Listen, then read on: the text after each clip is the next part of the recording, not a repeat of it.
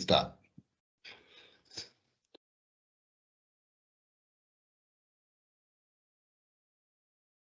Right.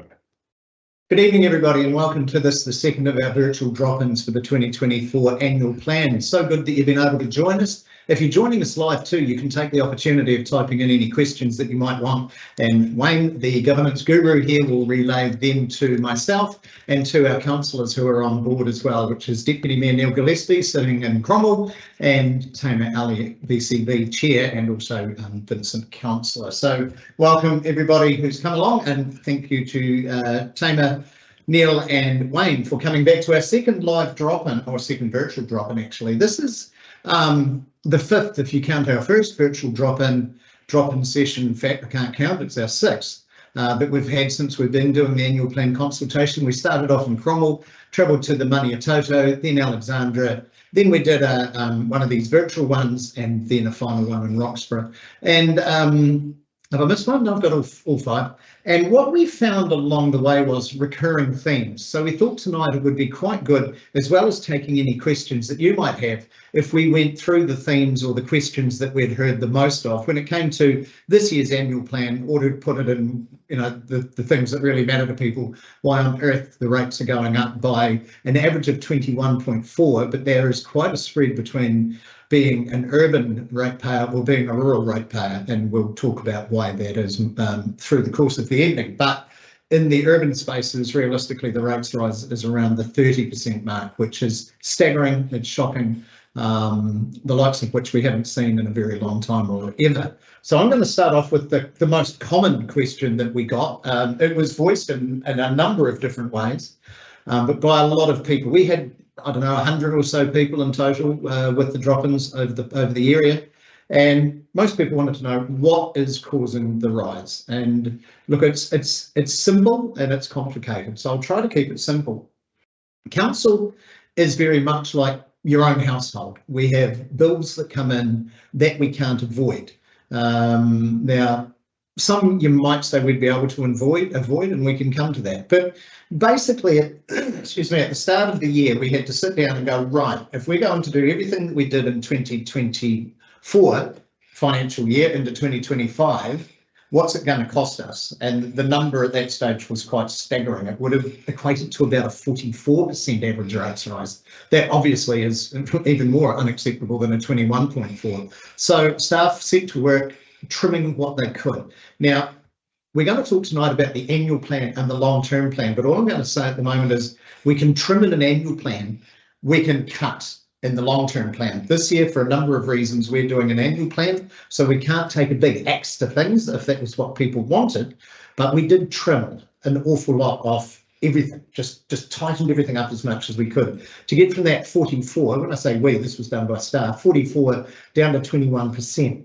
Which is great to get from that big number to this also big number, but it does leave the honest reality of the matter is there's not a lot left to trim this year, which is why part of what we'll be asking you for later on is ideas for what's really important to council and what are the things that maybe you think next year in the long-term plan we should be thinking about not doing or doing less of. Of the things that we have to do, the costs have gone up immensely.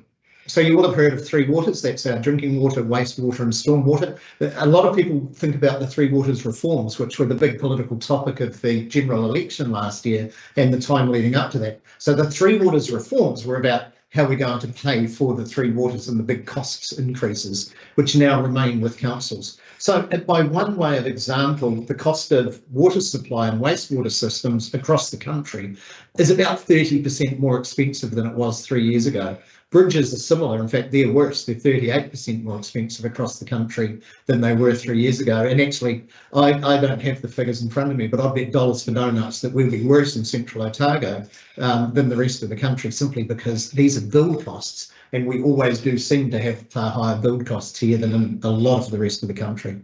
But it's not just the building costs, it's the operating costs. And if we go back to the Three Waters space, We've got a whole lot of new compliance things that we have to deal with. We have to keep track of a number of different heavy metals in our drinking water, make sure that that's not part of it, which we never had to do in the past.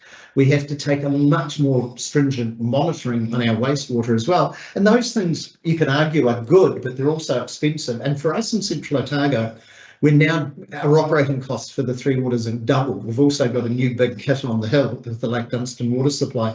So we've increased by $18.6 million in the last 3 years just to keep providing the Three Waters to your home, your farm or your business. The operating costs for our roads have gone up 57% in 3 years. And that's just you add on the fuel costs, you add on the extra costs that it seems to continually be for the finding gravel, you name it, the costs have gone up. We've had our insurance costs double in the last 3 years. They're going up by $200,000 next year. And I guess that's something in your own home. You may take a view of insurance, and I know that some people, that's things that they do cut. We really can't prudently not insure. That's how we feel. I mean, people may disagree with us, but we feel we have to insure. I mean, this building we're in, if it burned down, goodness only knows what it would cost us to replace. So we do have to insure, and we've done the jiggery pokery that we can of balancing the excess with lower premiums and all that sort of thing. Electricity, same as your own home, but potentially worse. We actually got a really good deal on our electricity 3 years ago because Tiwai was about, but that contract's going to run out. We're expecting a 40% increase in our electricity. And we've got a whole lot of other things that are coming at us. So basically the cost to do what we're doing, even though we've trimmed everything that we could think of off it, has increased overall by 21.4%. And then it's split, and we can talk about how it's split differently a bit later on. But I guess, Tamer, one of the questions that you heard that you wanted to raise is why we keep hearing, why aren't we just sticking to core business? Do you have a comment on that? Might be on mute. Yes, I do. There you go. No, I figured it out. I knew it was coming. I was semi-prepared. You just threw it to me out of the blue there, Mr. Mayor. Yeah, and there is quite a bit of that. People think actually councils should just be doing roads, they should be doing rubbish, they should be doing sewage, and actually I don't need any of the other fluffy stuff, or I don't use it, or it's not relevant to me. And I guess one of those areas is the portfolio that I hold, which contains things like community, economic development, tourism, some of those things that people say, oh, that's the nice to have, and that's the airy-fairy stuff, and that's not council's business. But for me, that's the joy of being in an area, and you don't want to suck all the joy out of life. Like, everybody gets to flush their toilet and turn their tap on and have water coming out, and yes, if you're really thirsty, you might experience a lot of joy. But it's not quite the same sort of joy that you get from being part of a community where people are working together for the common good, where we share all these things with our neighbours, whether we know them or not, around those things that we moved to Central Otago to enjoy. And some of us have been here for a long time, and some of us have been here for only a very short time. But that doesn't mean it doesn't feel like home. One of those things that people often crop up about is, I guess, something like tourism. Just leave it. People will come or they won't come. We don't need to worry about it. We don't need to do anything about it. What are we doing in the tourism space? Well, actually, I think we can look not too far across our borders to see what it looks like when you don't have a plan for what tourism is going to do to your community. We have got so many brilliant things that people come to Central Otago for, whether it's to work or play. Or to live here and raise a family, and a part of that is our big beautiful open spaces, the tranquility, the scenery. It's unspoilt. That's what we all like about living here, and that's what we want to keep. A big part of that is having a plan. So we have got a really large destination management plan that has been in place now for about 18 months, and that contains things like, what does destination management mean? Well, we used to be all about destination marketing, and it was just filling a tour bus and bringing as many people in as you could, and spend, and let's have loads of places for them to stay and visit and do things. But that's maybe not what we want for Central Otago. Maybe we like 4 or 5 people on a bike at a time, as opposed to a train of 300 people along the rail trail all at once. So a big part of council's role in that kind of community space is helping protect all those things that we like about this community in the first place, so that we want to remain here as well, not just have visitors come here and nobody living here, because it's awful. And it's interesting too, isn't it? The things that people say I don't use, and I've had a few people say I don't use the green bin, so why should I have to pay for it? But on the other hand, I've had an awful lot of people say I love the green bin, don't take it away. But you might have people, a better example, say, well, I don't use the swimming pool, so why should I have to pay for it? But those costs really, most people I think get it, that we need a place for our young people to learn to swim and for our older people to exercise, rehabilitate or whatever. And you can't just do that on user pays. It's a part of living in the place that you want to live in, that the pools are available for the people who want and need them. Same with the libraries, I guess. I'm pretty sure I'd never used the library or been in there before I had kids, and now we spend quite a lot of time there because it's a great after school activity. And I spend a lot of work time there as well now because it's free Wi-Fi. It's so busy there. There are so many people coming and going from our libraries for all sorts of different things. So it might be not something that you use, but the benefit to the wider community is amazing. Absolutely massive. And I know for me, when I first came here, I was a solo dad. There was not a lot of money to go around at all. And the library was somewhere where I could take the kids for an afternoon and it didn't cost me anything because sometimes there wasn't any money to even go to the pool. So that's why I guess I'm quite passionate about libraries. I do have to say it is going to be amazing when the Alex Library refurbishment is done and you don't in fact have to leave the library with your children to use the bathroom. Yeah, that's going to be handy. Were you going to chip in there, Neil? Yeah, I was actually. Thank you.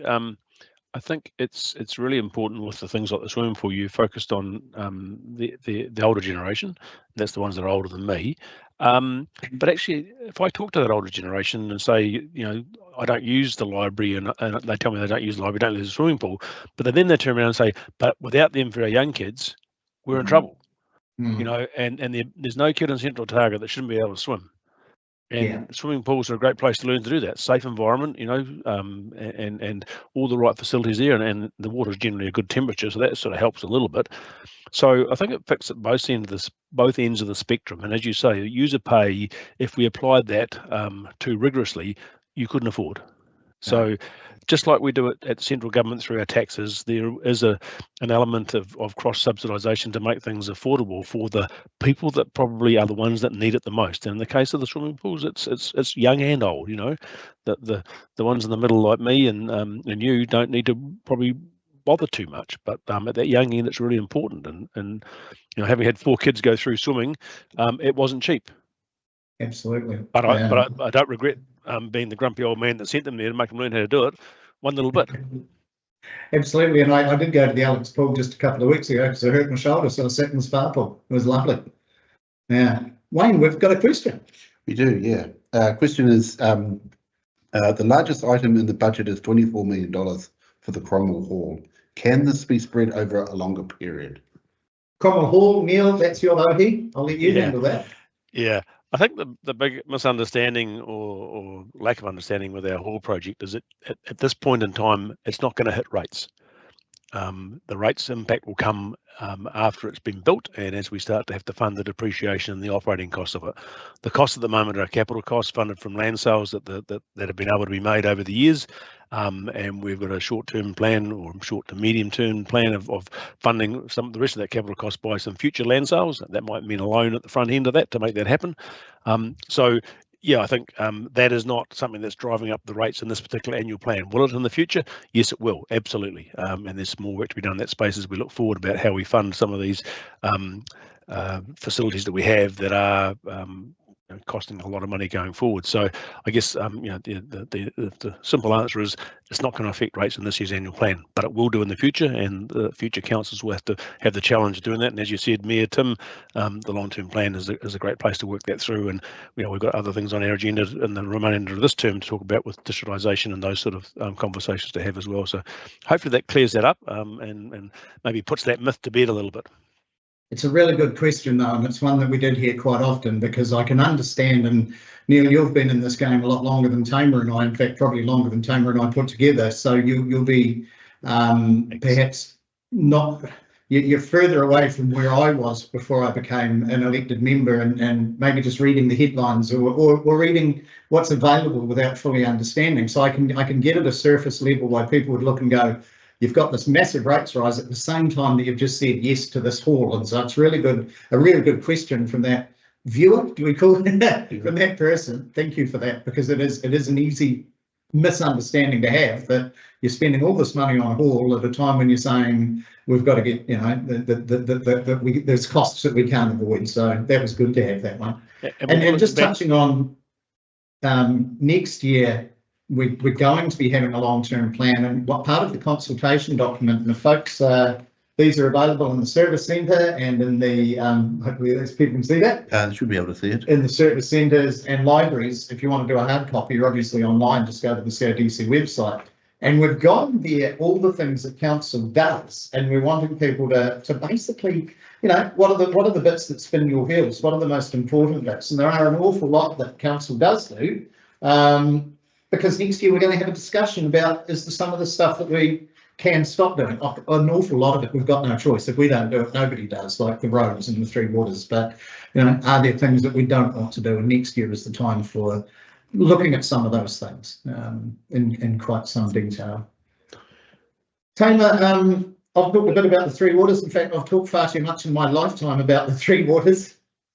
But we've had a lot of people say to us, I thought the government got rid of the Three Waters, why are we still paying for it? Do you want to take that one? Because I'm tired of talking Three Waters. Yes, I do. Yes, yeah, because Three Waters is just the gift that keeps on giving, no matter what the name, isn't it?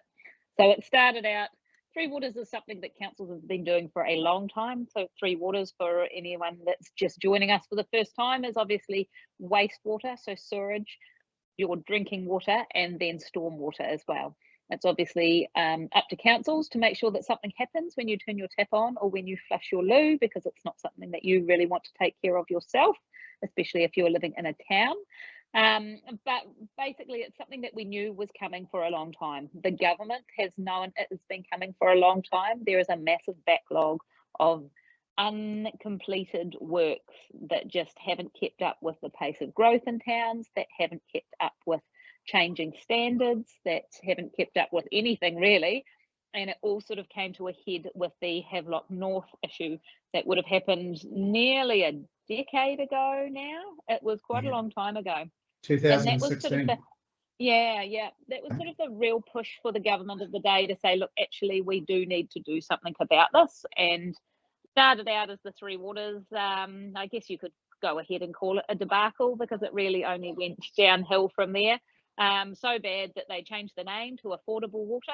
And then I guess that probably cost the last government the election, potentially. And National have come in with local water done well. Now, the challenges with water, and lots of people have been saying, my water's fine, I turn the tap, it comes out, I've been drinking it for 50 years, there's not a problem with it, it's basically straight out of the irrigation ditch.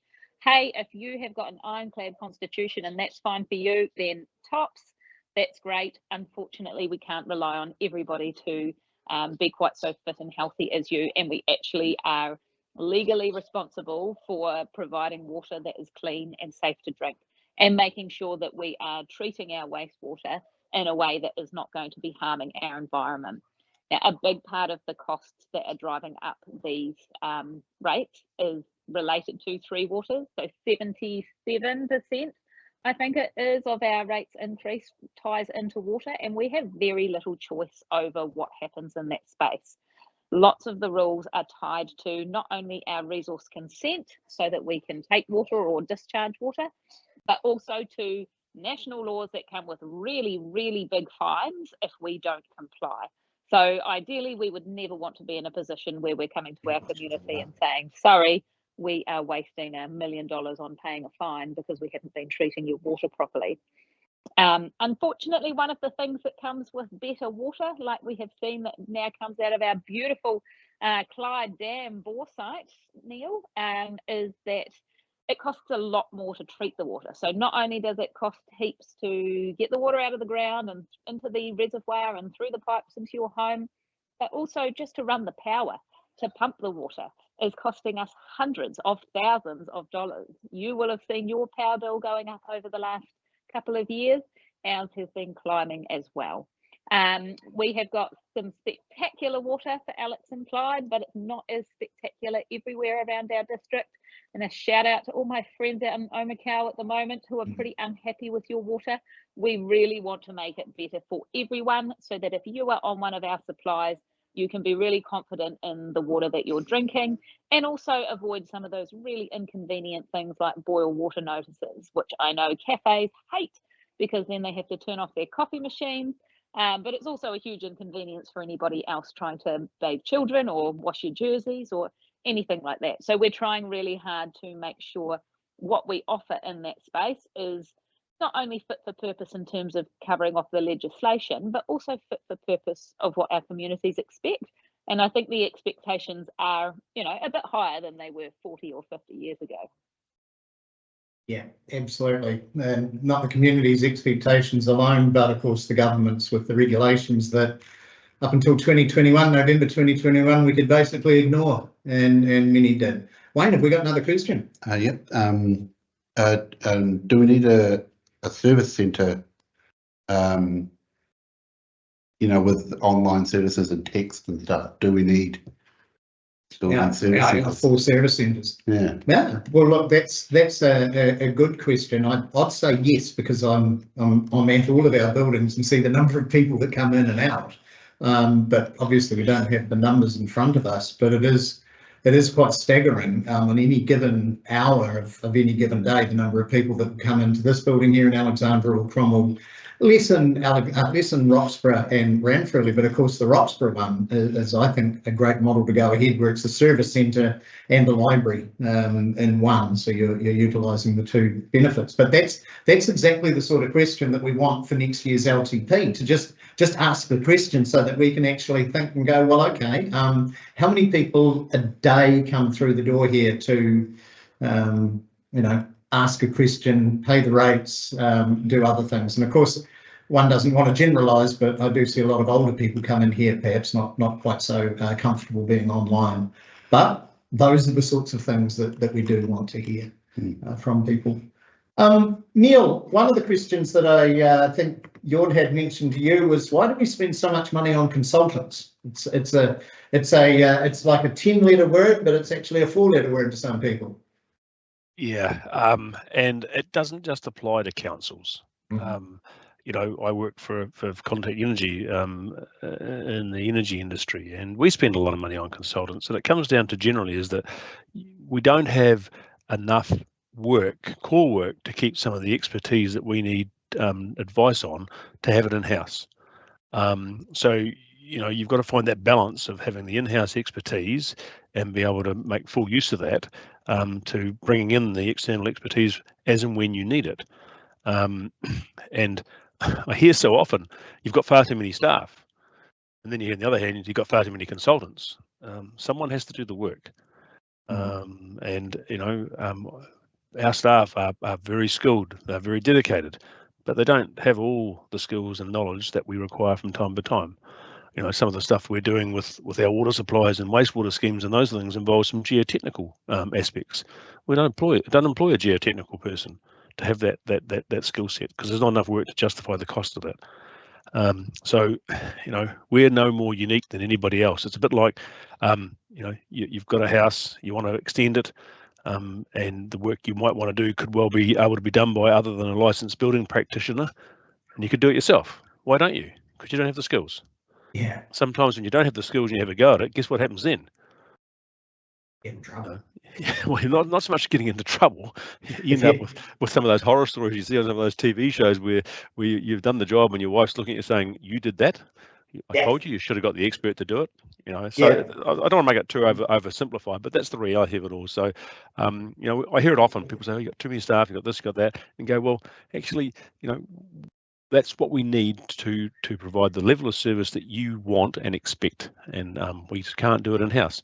The question might be, in some people's eyes, more correctly saying, why do you need to know that? And in the world we live in today, we need to have all that information to make sure that we do the right thing that's going to be fit for purpose and fit for the future, and not be a rod for other people's backs or something that's going to suck a whole lot of money in time to come. So that's why. I think a very good and very recent example is people may have read that CODC has joined QLDC in an appeal against a ORC decision that would stop us in the future even being able to ask for a discharge of wastewater, treated wastewater to water bodies. Now, we don't have an in-house lawyer. And if we did, would they be specialist enough to do that sort of work? So the lawyer that we had to go to say, how do we join this appeal? What does it mean if we do? What do we, all of that stuff. That's a consultant.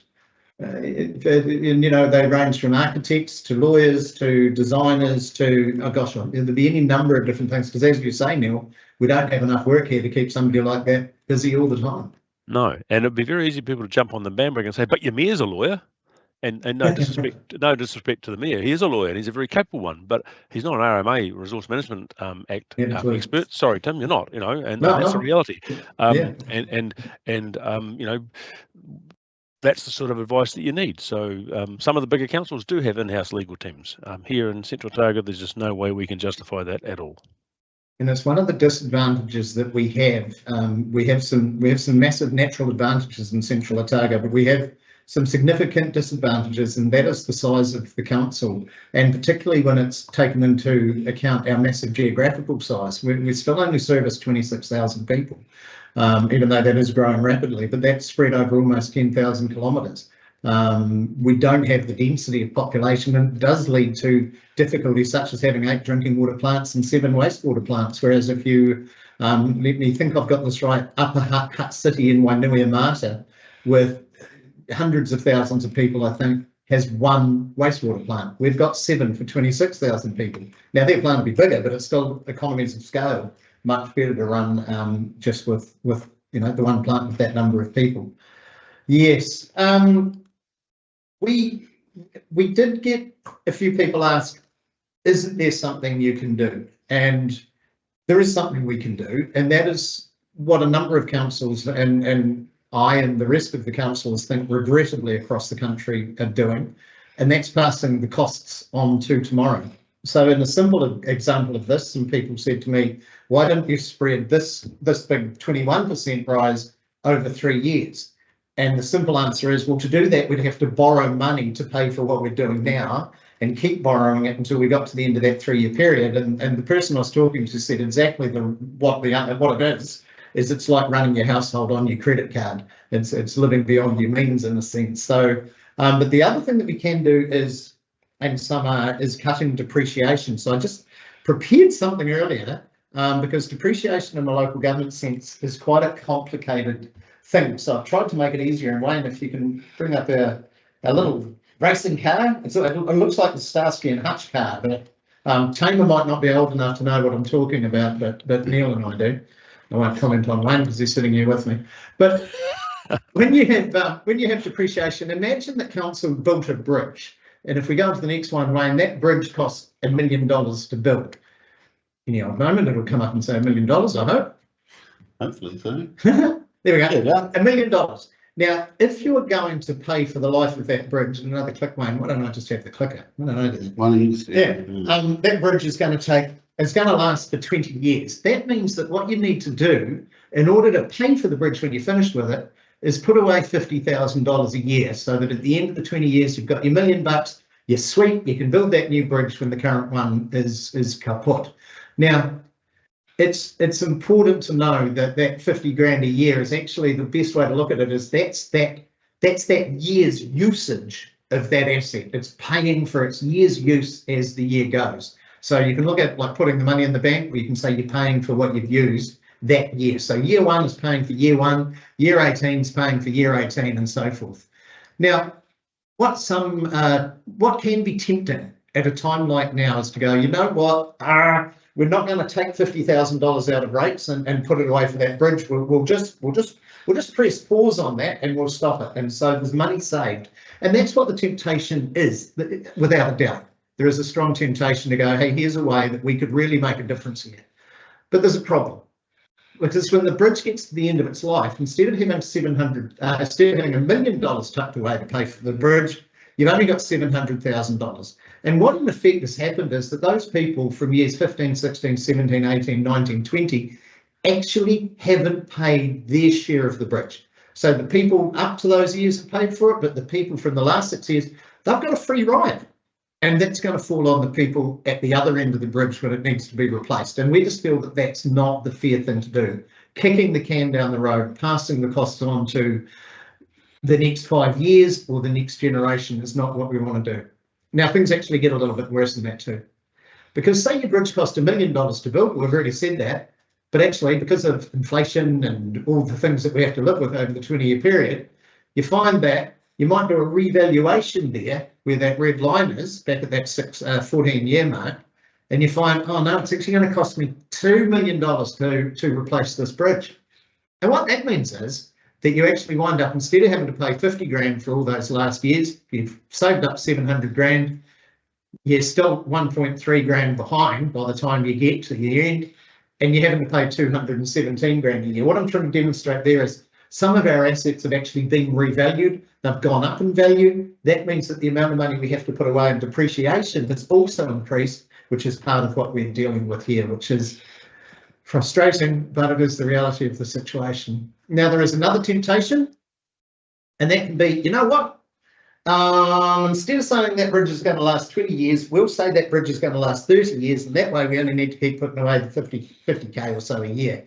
That's called sweating the assets, and what happens is the end of your bridge falls off. So that's why we don't want to do that either. We're actually, as a council, facing up, some might say brutally, but we feel necessarily to our responsibilities to the people of Central Otago of tomorrow, to our children, to your children, or indeed to ourselves in 5 or 10 years' time, when we can no longer hide the bow wave of the depreciation that we haven't paid for. So when it comes to depreciation, I hope that made it a bit simpler, and why we've taken the view unanimously, essentially as a council. We haven't had the vote yet on the on the annual plan, but you know what your councils think around the room, and we're all in agreement. We're not going to kick the can down the road for the next generation. Very proud of our council for doing that, because frankly, there's some that aren't. What to talk about next? Some more questions. We've got some more questions. Wonderful. This is fantastic. Yep. Will the $5 million allocated in the 2018 infrastructure strategy be enough to fix the nitrogen issue in Cromwell's wastewater, or will more funding be required? Wow, that is an absolutely sensational question. And I, off the top of my head, don't have the answer. Neil or Tamer, did you hear that? Yeah, we do have the answer, because it has already gone up, and now it's 7. Brilliant. $7 million is what we need at the moment. Is that right, Neil? Yeah, it's something like that. And I guess the answer is quite simple, is that at the time of making the decision about these things, that's what the expected cost was. One thing I've learned in this game over all these years, as I'm sure people out there that are listening and are concerned about these things understand as well, is that, you know, today's the cost, and if you don't do it today, but you're going to do it in 5 years' time, it's going to cost you more. And then along the way, you also find out issues that you weren't aware of, because, you know, at the level you've got to, you've only basically made an estimate. So you put a budget in there, and it's not unexpected. It's not because anybody's done anything wrong. It's just the simple way of those things, how they work. And now and again, there's always an outlier that comes back and says, "Oh, it ended up being cheaper than what we thought." But, you know, an emerging technology in particular, trying to deal with complex environmental issues, there is no easy fix. And you know, we've seen it with the Lake Dunstan water supply. We've seen what Lindavia did to that, and how that wasn't while not totally unexpected, the cost of treating it was far greater than anybody envisaged. But what do? You can't not do it. You've still got to fix it. Yeah, and that's when you put the budgets in place. Sorry, Tamer? Yeah, and that's a tricky one, because that's one that actually ties into the resource consent that we currently have for putting a bit of our wastewater discharge, which is highly treated, into the waterway. We're expected to meet certain things, same way as farmers are expected to meet certain things, or anybody who's kind of working out in that environment. And people's, you know, people have a really keen sense on what should and shouldn't be going into the environment. And obviously we want to be making sure that we're leading the way. If we were to turn around and say, no, we don't want to spend that $7 million, we're actually not going to bother, well, then that's when we would probably end up in court with some very large fines for not doing what we need to be doing. And it's really important to make sure that, A, we're complying with our consents, but also we're, you know, leading the way when it comes to environmental responsibility. Absolutely, and that's And you can't take that lightly, because we've already seen that regulators out there will take councils to task, and they will take them to court, and they will fine them. Don't need to mention what happened to Aurora. It's no different. You're not above it. And the penalty is that you pay twice. You pay for the non-compliance and not getting it right as a ratepayer, and you pay the increased cost anyway. It's a bit like when you get caught with if your diesel road user charges aren't up to date, you'll get a fine. It's probably going to be equal to what you owe already, and you're still to go and buy them. So there's a lesson. Get it right first time in terms of the compliance side of things. It does lead into a thing that I heard from quite a number of people. Why don't you just tell the government to get stuffed? Or worse to that effect. I tried to teach you that one day. And it's real easy. The government makes the laws. That's how the country works. And Tamer, when we first met, you were a police officer and I was a lawyer working in the criminal court. So we have some experience in the realm of what happens when people go, no, the government can get stuffed at a micro level. Doesn't work. It's not enjoyable for people in that situation, no. And that's not what we want to be, A, doing, but B, the standard that we want to be setting for our communities. I think people in our communities would actually be horrified at the idea of, giving the proverbial digit to the government, and they've actually got quite a lot of tools in their toolbox to make you, even when you say no. I find it ironic. It wasn't that long ago that I was at school, and I tried that with a few teachers. It didn't work then, and nothing's changed. I tried it with my parents. It didn't work with them, and funnily enough, when my kids tried it with me, guess what? It didn't work then either. So, the only bit that was inaccurate about that statement, Neil, was you said it wasn't that long ago you were at school. Thank you. Always here to help. We had a query about some depreciation. Yep. What is depreciation reserve for the various bridges, many of which are over 100 years old? Yeah, our bridges have got us into a bit of a pickle. There's a number of reasons for that. Depreciation on bridges was stopped for a while. And I'm trying to remember what year it was. It was quite a number of years ago now, as a means of saving some money on rates. But also the cost of replacing bridges has gone up massively, and the number of bridges that are all going bung at the same time is significant. Now, I couldn't tell you what our actual depreciation fund is for our bridges, but I do know it's nowhere near enough is the problem. So as we said earlier, the cost of building bridges has gone up 38% in the last 3 years across the country, probably more so here. But we have put in a bridge strategy, which means that those bridges, as they reach the end of their natural life, we can look at them in different ways, because we simply cannot, and regrettably for some people will not, be replacing every bridge as it reaches the end of its natural life with another bridge. And so there's quite a complicated table and formula that we'd be utilising, which says, well, some bridges you simply have to replace.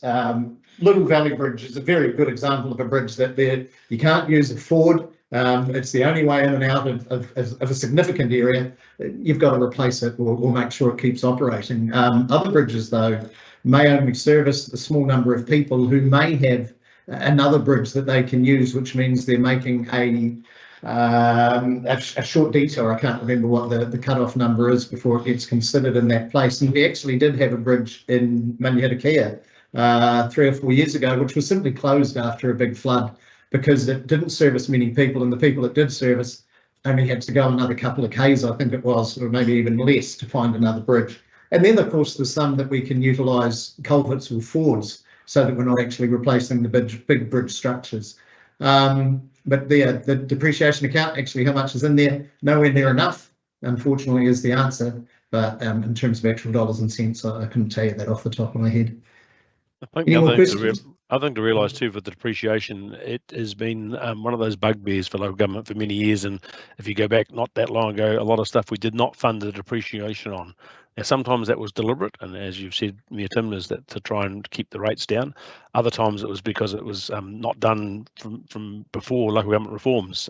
So it's very much a newer concept, and one that I think all councils were guilty of not funding depreciation on the basis that they had another strategy in place. I don't think they unfortunately quite covered the situation where the costs were ballooning out at the same time. So some valuable lessons. The simple reality is is that no matter how it works, you still have to pay for it. Yeah, So, and that's a really good point. Doesn't make it any better, but that's the reality. No. It's a really good point that I missed though, Neil, that of course back in, and I'm trying to remember, you May, was it 96 that that funding depreciation actually came in. So if you've got a 100-year bridge, it was already 70 years old with no depreciation beforehand. So we've been playing catch up and getting nowhere near it. And when I say we, I'm meaning the local government sector in New Zealand, not just CODC. And the other thing too is that we're also in a situation where, depreciation is one way of funding things, and there's another way of also saying, well, we can debt fund it at the front end, and you pay your costs as you go. So, this depreciation and the loan funding, but of course that gets a bit complex as you get further down the track as well. Yeah, yeah. And sometimes depreciation accounts are also used for maintenance so that you can get more life out of something. Not so the end falls off like that, but you're actually, doing your maintenance as you go. Wayne, you look like you've got another question. I do, yeah. It's not quite annual plan, but still an interesting question. Sure. How does council intend to fund the operational costs of the new Cromwell Hall? Right, that is a really, really good question, because the operating costs, Neil, remind me, was that $280 a year once it's all up and running? So operating costs, insurance, depreciation. Yep. Yeah, that's at this stage under the structure that we have going to fall on Cromwell ratepayers. But we are going to have a conversation later in the year, which isn't on the annual plan. It'll be August, September, on distritisation of our other assets. At the moment, roading's distritised, so you pay the same for your roads in the Teviot as you do in Cromwell and wherever you are in the district. Same with Three Waters. It's time to have a conversation about whether that should apply to everything we do. And I think for me, one of the reasons to have that conversation is it reasonable that Cromwell ratepayers pay the total operating costs of that? What I would look at in all but name is being the Central Otago Event Centre, because I do not think there's going to be another one built like it in Central Otago. So when big shows come to the area, when big exhibitions come to the area, when big conferences come to the area, everyone's going to benefit. Is it fair? Is the question, alongside a lot of other questions that will be part of the distritisation discussion later in the year. Neil or Tamer, do you want to add to that? I think we signalled this a wee while ago when we looked at Molyneux Park, and I remember the conversation we had at that time around the council table about saying, should that cost fall all on the ratepayers of Vincent, or as actually in Alexandra, and then you had the circle days when you had how far you lived out as to how much you paid towards those sort of things. And I think we came to a good landing where we said, well, same as what you're talking about with our halls, what is the district component of them in terms of the benefit? And so looking at that, the public-private or the public benefit and where it fits. And I think that's the conversation and those issues we need to work through to make sure we get to the right place with those sort of things. And maybe you do turn around and say, well, halls can be funded across the district and other cost centres as well. With that, and at the same time, obviously the representation side of things and how the work that's left for your boards and others to do to find that fit as well. So it's complex, and I'm pretty pleased to see that on the agenda for our work plan going forward and the rest of this term. It is complicated, and it's a funny one too that I know in the Maniatoto conversation we did get onto this topic by chance, and folk in the Maniatoto did say, well, hang on a minute, how would we really benefit from the Cromwell Town Hall? But Wayne, I've just sent you another slide that you might be able to put up, because we talked about distritisation of roading, which happened, Neil helped me out, I think that was about 2013, wasn't it? It was a long time ago. So that wherever you are, as I said, in the district, you pay the same for roads. Doesn't matter where you are, but at the moment, and we'll just see if we can bring that slide up, because I've just quickly tried to send it to you, but it might be in either. No. Yeah, there we have it there. That's our cost per road rating unit, just from a few years back. Let me just share it. Oh, right, I've got to share that, so stand by caller. So it sounds like you're doing magic. There we are. There we are. That's being shown now. So that's the effect of distritisation on our roading expenses. So when you see that red line there, that's at that time frame, that's what everybody was paying. But if Cromwell was just looking after its own roads, it would be paying way less than 500, and the people of the Maniatoto would be paying, 2,750 or whatever. So when one says, well, would it be fair, and we're really getting off the annual plan here, but when one says, would it be fair to the people of the Maniatoto or the people of the Teviot to have some cost in the operation of the Cromwell Town Hall, the Cromwell people could say, is this fair? And for me, I think we're one district. I really do. You know, as I say, there's 26,000 of us. We are less than 0.5% of New Zealand's population. We could all take a friend to Eden Park and there would still be more room for more people. So I'm not a big one for the bunkered mentality that is easy to fall into.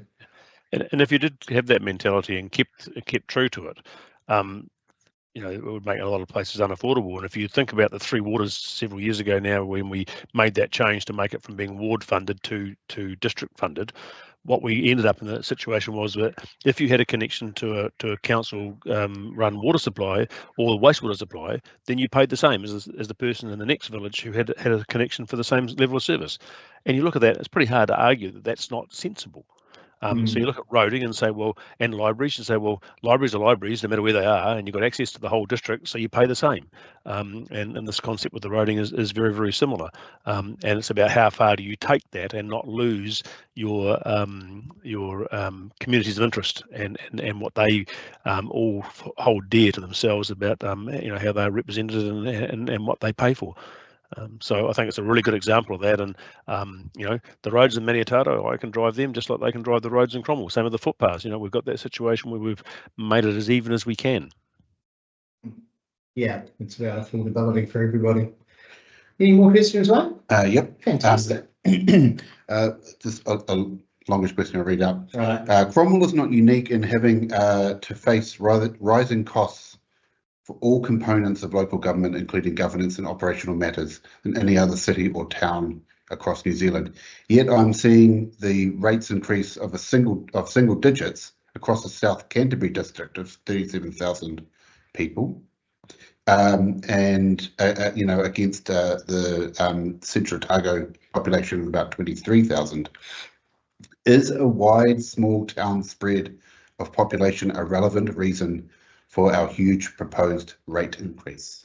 Yeah, as I mentioned earlier on, and I'm trying to think like that South Canterbury, whether it's Timaru or what, the size of our area is a significant disadvantage because we've got, as I say, 26,000 people over 10,000 square kilometres, which means we've got a lot of small towns that have their, you know, there's 8 towns that have their own drinking water supply run by council, 7 that have their own wastewater supplies, and that really does add to the cost. So you can see the best example is the proposed, the promulgated rates rises in Roxburgh were 31%, and just down the road in Millers Flat, I think I'm right in saying 8%. That's because Millers Flat's got its own water supply and has got its own, you know, I think they're all on septic tanks. Have I got that right? Millers Flat residents, sorry, 15%. But, you know, about half. It really is a massive detriment to be running a small rural council because we don't have the critical mass. And to give another example, when we talk about the 21.4% average rates rise, that would be 22.6% if it weren't for all the people that had moved here in the last year. So when we look at the budget, we've got to account for more people being here to pay it. But you know, it's still only a small difference when it's the number of people that you think have moved here lately. And it does make it better to be in a council that's growing rather than one that's shrinking. Tamer or Neil, do you have anything to add to that? I think it's really difficult to compare councils with councils, even if you have a similar population size and a similar geographic size. Just the challenges that we face are so unique. I think you've really highlighted that in that Three Waters space, we are being hammered. 8 drinking water plants, 7 wastewater plants. I mean, Invercargill City has 1. So it's really difficult to look at someone across, you know, the border from us and say, well, how come they've got 1 and we've got 22 or 30 or whatever it be. But there's also a lot of different reasons. It might be that they, you know, another council's not depreciating. They're only depreciating their bridges 50%, but maybe they've only got 30 bridges and we've got 187. So it is really difficult to compare, but I can totally understand why you would be looking at what some other councils have or don't have and think, I wish that was us. But in the same vein, there's plenty of people looking across at us going, oh, that would be a pretty great position to be in. I'm guessing one of them being our neighbouring council that is already at their debt ceiling and has no ability to, I guess, raise much more money other than rating for it. I mean, there are some big challenges no matter who you are and where you are. Mm. And I think that one of the biggest things to bear in mind is that take Clyde. Clyde as a township now has grown significantly, and up until recently it had its own water supply and it didn't have a wastewater supply. Now, in days gone by, we might have built their own wastewater supply. In fact, we had some land that would have enabled that to happen a few years ago. And in fact, the good folk of the Vincent County back in the day had that chance, didn't take it. I look back and go, well, that's probably not a bad thing at the end, because we've now only got one wastewater supply instead of we would have had two. And it's not cheaper to have two. There's economies of scale. The same now with the water supply. While the cost of having one water supply now will in the long run be cheaper than having two separate ones. It's as simple as that, and so because of our spread outedness, that's the wrong word, but it'll do. We have extra costs, and they're pretty hard to stop. Yeah, and I do recall when you mentioned Clyde, when the wastewater was going in, if it had been just paid for by Clyde, it was going to be, I think, $38,000 a household to install that wastewater. And I think with the budget increase cost, it would have been well over 40,000. And that's the benefit of distributisation. But that does show the problem also of having a small number of people on one scheme. It makes it very difficult. Any more, Wayne? Yeah, got a few more. We're going to rock it. Yeah. Does central government not have an obligation to contribute financially to bridge and roading maintenance? So I can take that one. Central government does. So we have what's called a FAR rate, which is, can you remember the acronym, Neil or Tamer? Funding assistance rate. Thank you. Funding assistance rate. So the government will provide funding to councils depending on a complicated formula. We get 51% of our roading costs. Now, it's not quite that simple because they dictate how much our roading costs are. So we get given a budget and they'll pay 51% of it. Other places get up to, I think, 63% is about the most I've heard. Just depends on that is because the rest of the country uses Central Otago roads too. So central government does pay that. It's a source of contention. We're always asking for more. We're never getting it. And realistically at the moment is an impossible time, even though we will be asking for more, because there's a whole lot of places in the North Island that were severely hit by storms that's where a lot of the country's money is going to have to go. More? Yep. Cool. Not quite in the annual plan, but we'll do it anyway. In light of the proposed significant rates increase, does council intend to increase the mayor and councillor salaries this term? Double them. Yeah, Wayne, you can answer. Wayne can answer that. I can. That's in No my conflict. that's in my job. We get a determination from the remuneration authority each year, which tells us what we must pay. And that's pretty much the answer. Yeah. That's pretty much the answer. They tell us what to pay and we pay it. Yeah, so it's determined by an independent organisation that is basically run by or appointed by the government that says here's what the pay is going to be, and the pay is dictated by a number of factors, and I haven't looked at them lately. Population is definitely a big one. Deprivation index, land mass is a little one. There was something else.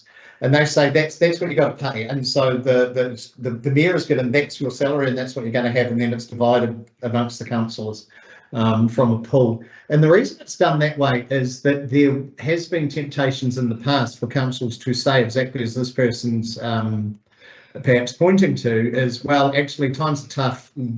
A mayoral candidate, for instance, might say, I will take no wages, and that will bring the rates down.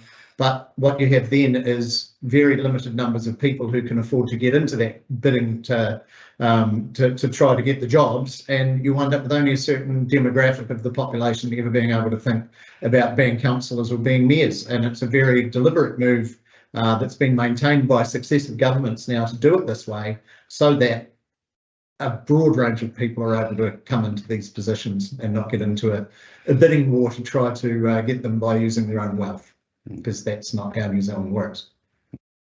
And I Next think we question? should just highlight, because I know that there are some comments around towns on what the mayor makes and the deputy make, and I would just like to reiterate that I would be far better off if I were to be stacking shelves at my local supermarket, as did our teenager, than sitting in the seat. So I think, you know, just to highlight, we are here for the good of the community. We are not here to make a substantial amount of money. What is the overall budget proposed for the year for CODC for 24-25? I imagine it's there. Yeah, it'll be here. I just need to remind myself.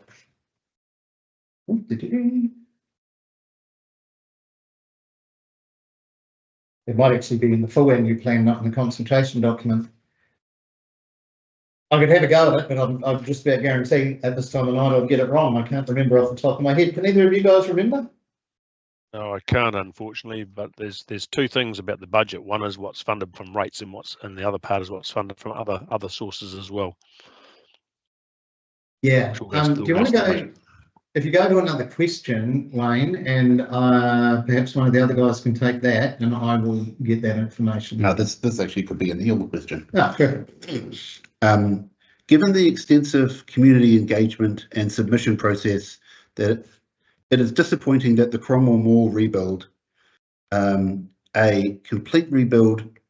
Oh, that was option A. Was it? Yeah, complete rebuild, as discussed in the spatial plan, has been delayed, as this is the component that will make Cromwell a vibrant destination, and for the establishment of exciting retail and professional business activities for the community and visitors.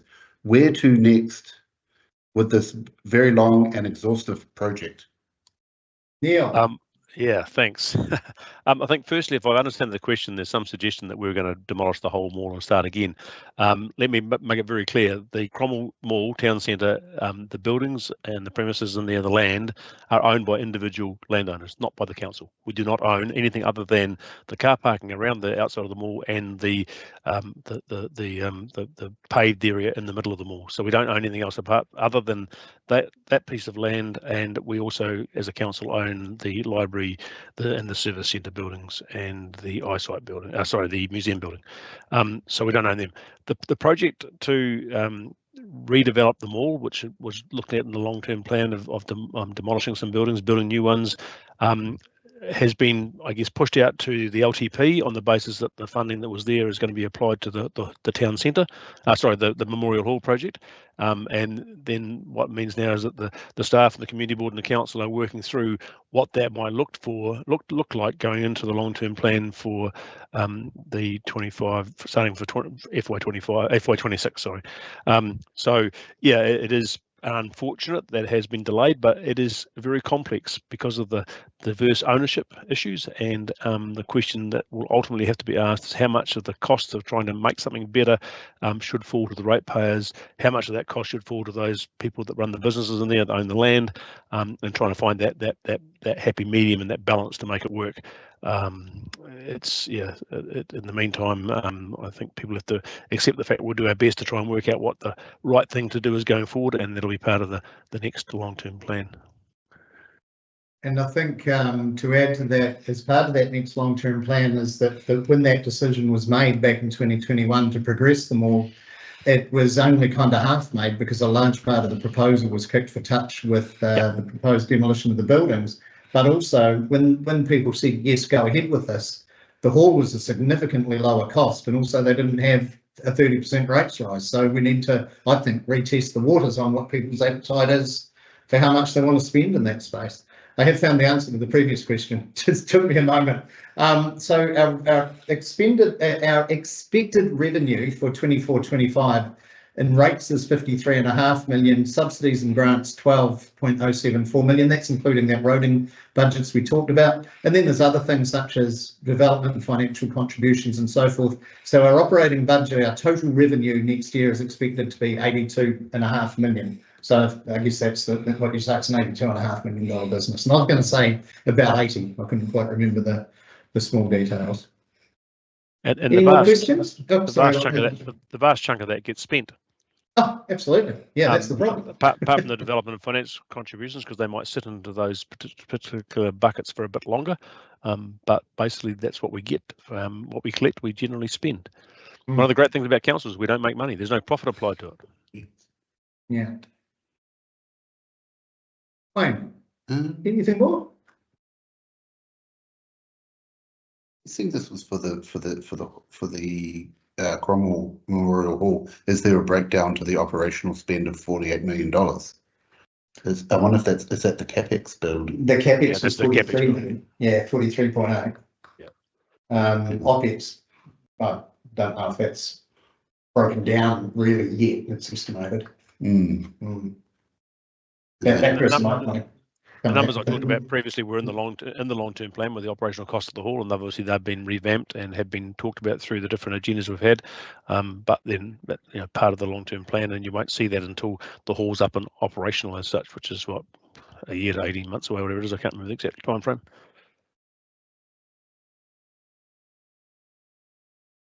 I think that's it. That's and perfectly timed at 8 o'clock. Well, I do have one thing that I thought you might like to cover off, Mr. Mayor, is we've talked a lot about what are costs that we can control and what are costs that we can't control going forward. And I just wondered if you wanted to highlight some of those things that we are working on in the background to try and save money around partnerships, around technology, some of those sort of things, just for a 5-minute wrap up, because we had so many questions, which is amazing. It's been really good. Do you want to run with those ones, Tamer? Because it's your question and I'm getting really dry in the mouth. Perfect. Okay.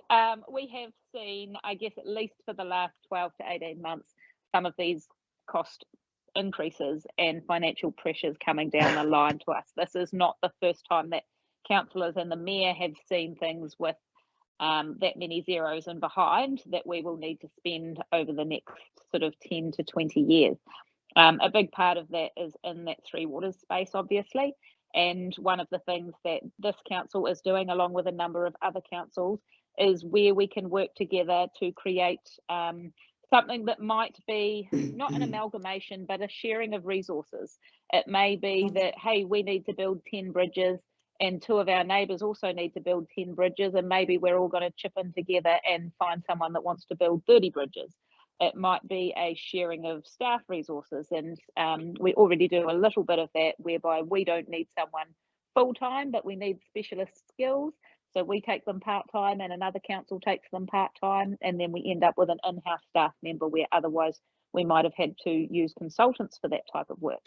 So I just wanted to kind of highlight that there are things happening in the background to see what we can do better to also derive, I guess, a bit more of an income. This council's pretty limited. We don't really own anything that makes us big money, like an airport. But that doesn't mean that we're not looking at other ways that we can supplement that rates income. We realise that this whole country is at peak rates. People can't afford to keep having more and more percentages and dollars put on the bottom of their rates bill each year. And that's something that's being looked at nationally by all councils and by local government New Zealand as well, is how do we better divvy up that pie that is the tax and rate take. Obviously, no government of the day is interested in sharing their pie necessarily, but that doesn't mean that conversations aren't happening at a wider level. And I guess a pertinent one for us is some stuff around the international visitor levy that is collected at Queenstown Airport, how that's shared around, what Central Otago should, would love to get of that, and just recognising that some of the places where the government collects money might be really well utilised by them divesting some of that power back to us and having us deliver on things. I'm not saying that Central Otago District Council is interested in having our own police force or running our own schools. I think that is, possibly a bit of a stretch for us. Bridge too far. Yeah.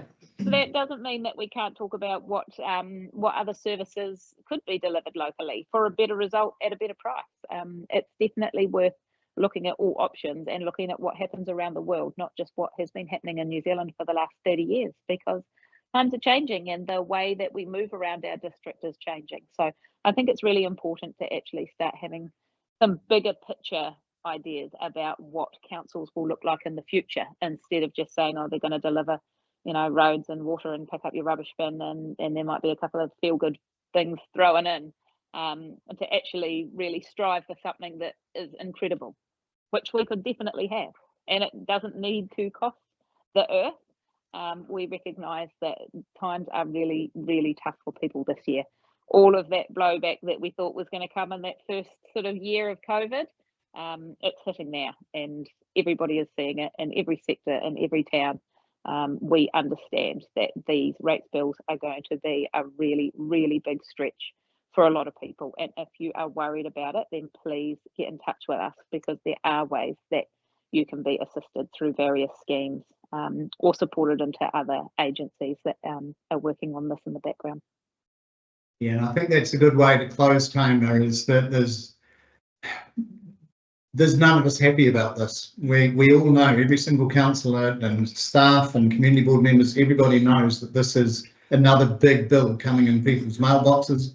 We know that it's not just going to affect homeowners, because landlords are going to pass that cost on to their tenants, and I wish like hell it wasn't happening, but the reality is that it is. And Wayne, I think you're about to share, if you haven't already, just a little part of the documentation that you can find online that has support services that are available, budget advice, Salvation Army, and also first and foremost us. If you find when the bills do start to come in that it's going to cause a pinch, come and talk to us. There are rates rebates available through the government. It's pretty tough to get into those, but you may qualify. There is also things such as setting up automatic payments so that it's spread out and so forth. The really important thing is come and talk to staff before things get behind, because that just makes things worse. But I do really want to close with saying that we know we all pay rates ourselves, I think, and we've all had times in our lives when we've had hard times as well. We know what it's like. This gives them absolutely no pleasure. It's horrific, and there's not much more to say than if there was a way around it, shy of passing it on to tomorrow, which we won't do, we would do it. Any final thoughts, Neil and Tamer? My only closing one will be is for those people out there that think that we're being a little bit clinical about this, and that it's not as complex as what we're making it out to be, then I'd be happy to talk to them people offline about how it is. It's going to affect everybody. It doesn't matter whether you are a renter, as you said, or a pensioner or whatever, or someone who's earning good money. It's a significant cost. The simple reality is that I have to rationalise it in my mind, and with people I talk to all the time, is saying that's the cost of providing you the services you want.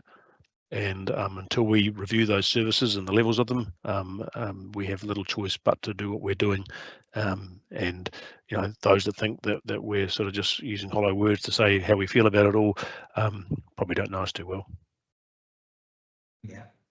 All right. With that, I thank Neil and Tamer for coming, and Wayne for giving up your evening to drive the show as expertly as you always do, because if I was doing it, we wouldn't have even gone online probably. That's you were the one who figured out that the plug in the ground wasn't plugged in, so that was good. But thank you for that as well. We've got until the 26th of May for your consultation document thoughts to be with us, so please do have a look at online at just the CODC website, pretty easy to follow. And if you're not into, well, you're probably not watching us if you're not into doing things online, but of course that's available in the service centres and libraries as well. Time to go home to a nice warm fire. Thank you all for your time tonight. It's been really, really, really good to have so many excellent questions and so many people online joining in the conversation. I think this is a way that we will certainly look at doing into the future, in addition to the live drop-ins that we'll continue to do. Thanks so much, everybody. Good night. Kia ora, team.